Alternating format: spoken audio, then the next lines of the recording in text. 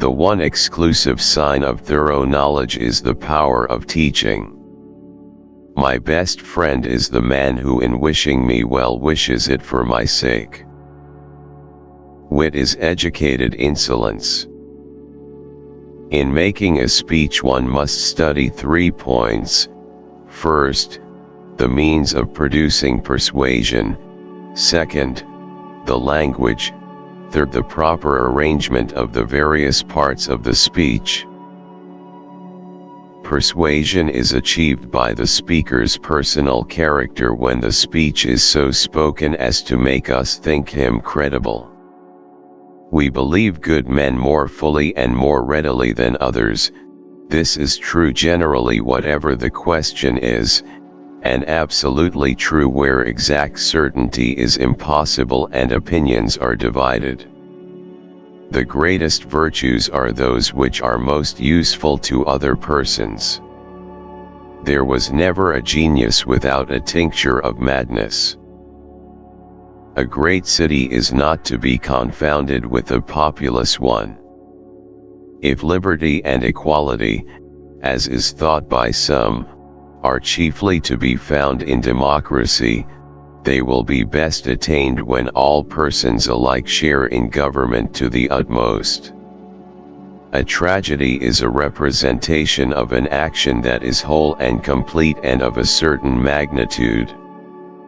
A whole is what has a beginning and middle and end. Man is by nature a political animal. Some animals are cunning and evil disposed, as the fox. Others, as the dog, are fierce, friendly, and fawning. Some are gentle and easily tamed, as the elephant. Some are susceptible of shame, and watchful, as the goose. Some are jealous and fond of ornament, as the peacock. In poverty and other misfortunes of life, true friends are a sure refuge. The young they keep out of mischief, to the old they are a comfort and aid in their weakness, and those in the prime of life they incite to noble deeds. Even when laws have been written down, they ought not always to remain unaltered. If one way be better than another, that you may be sure is nature's way. For as the eyes of bats are to the blaze of day, so is the reason in our soul to the things which are by nature most evident of all. Inferiors revolt in order that they may be equal, and equals that they may be superior. Such is the state of mind which creates revolutions. It is clearly better that property should be private, but the use of it common, and the special business of the legislator is to create in men this benevolent disposition.